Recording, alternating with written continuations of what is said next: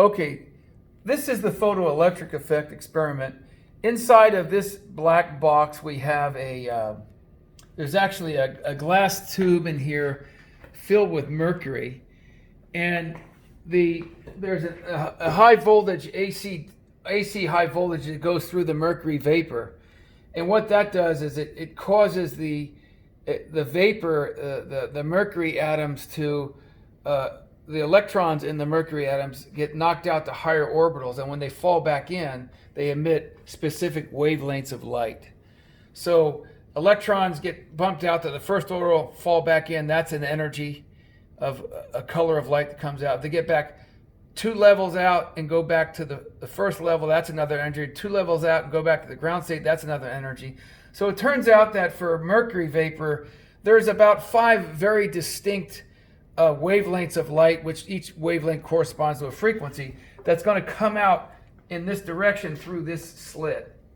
Now, this device right here it's actually a lens, and then there's a diffraction grating.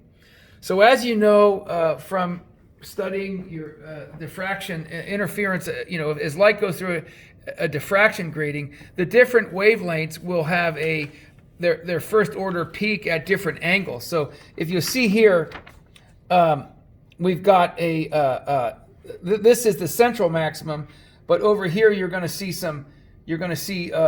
yellows and greens and blues, indigos and violets and things, different colors coming out. And if you want, you can see the first order maximum here is this second order maximum over here. They're weaker. We don't want to use it. We want to use these first order maximums in here to collect our data. Okay. Anyways, and the left and right are also as you can different. see, these are more distinct because of the asymmetry in the grating. So these are more distinct and accurate lines. We're going to use these 5 lines actually are yellow, green, blue, violet, and ultralight. These are going to be the 5 distinct wavelengths. They're going to go. They're going to collect into our photoelectric tube, which really is it's a hunk of metal, and in here inside of a vacuum tube, and each wavelength of light is going to it's going to come in. Like, see, if I put it right here, that's going to be the yellow light. And that's going to go through, I don't know if you can see it through here, it's going to have to go through this hole and get in there to where the vacuum tube is that has the metal in it. And it's very important that this if you look at this, I have to make sure this light that's coming in this direction, you want this surface here to be perpendicular to that. That's very important. So the light goes into the tube, and that's about right there. You can see the bright spot in there that's hitting the photo tube. Right, so we want to align the light which is coming through this hole here in front. Yes. With there is a second mask inside, so we want to align both masks so that the No, I'm going to move it, and you tell me when it looks aligned to you, Dr. Essergen. I don't know how well you can see in the video, but try and focus in that hole. See, that's bad, right? Right now it's bad. Turn a little bit more. More. Okay, now we need to adjust this again. So it's an iterative alignment. So I'm rotating the arm here, and then we are also twisting the. You're also twisting this here. How's that look to you there? Not good yet. Go this way more. So maybe I can do it myself. Yeah, do it yourself because I can't see from this angle. So it's an iterative adjustment here. So let's do it for the green. So right now the green is shining on the slit. And then if you can't see the inside, there's a little window there. So I'm trying to align it with the window. So right now it's aligned pretty okay, almost there. One more iteration at least. Does that look good right there? Right, I think we got it this time. So it's an iterative process, basically. Okay. You rotate the arm and then you twist the apparatus so that, let me see if I can get a close up, so that the light inside hits the window properly. Right, is it look good now? Yeah, this is pretty good now. Okay, so that's going to go into the vacuum, through the glass and into a vacuum tube that has a metal plate there, and those photons are going to if they have enough energy, they're going to knock electrons out of that metal plate, and the energy of the emitted electron is going to be h times the frequency minus the work function of the metal, and then that will create it's called a photocurrent, because those photons hit the metal and knock electrons out, and those electrons go into a cup and go into a circuit that charges a capacitor. And when that capacitor gets charged up, it biases the stopping potential, and then the photocurrent will stop and the capacitor will stop charging.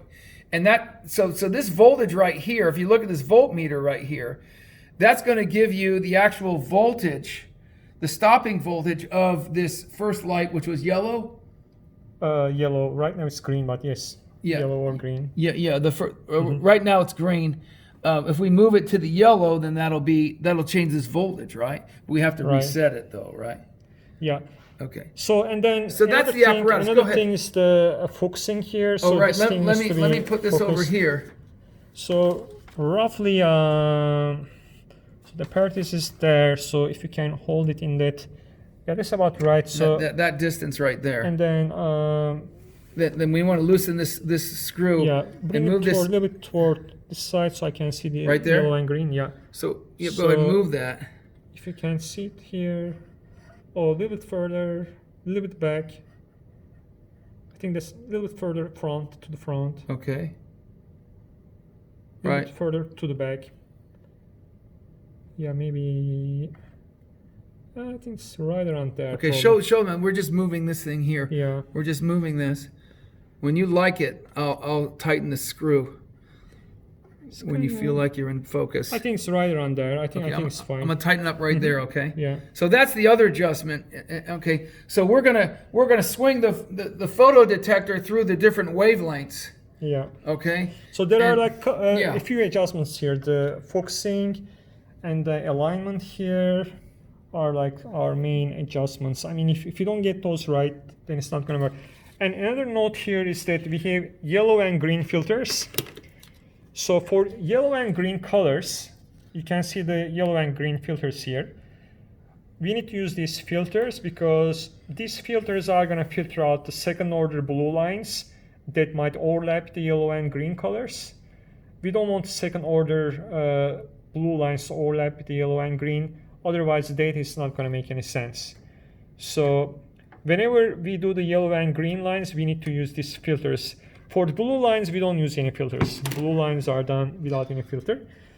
And also we have another third filter with, if I can focus here, with different gray intensities, like a dark gray toward light gray. We will use this to actually filter out the light.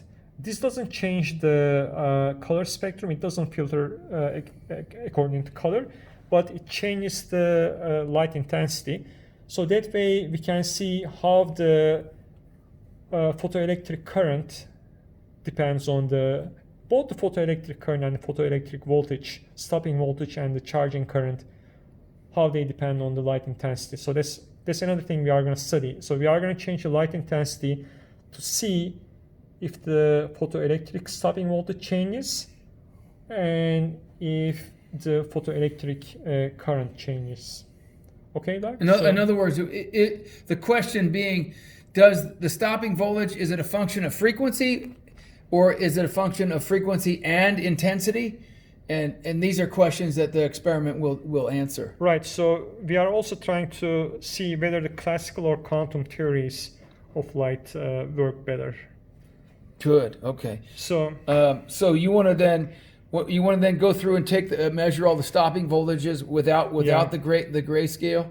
Right. So okay. I'm gonna stop the camera recording now, and then we will next we are going to start our data collecting procedure. So let's stop it for now.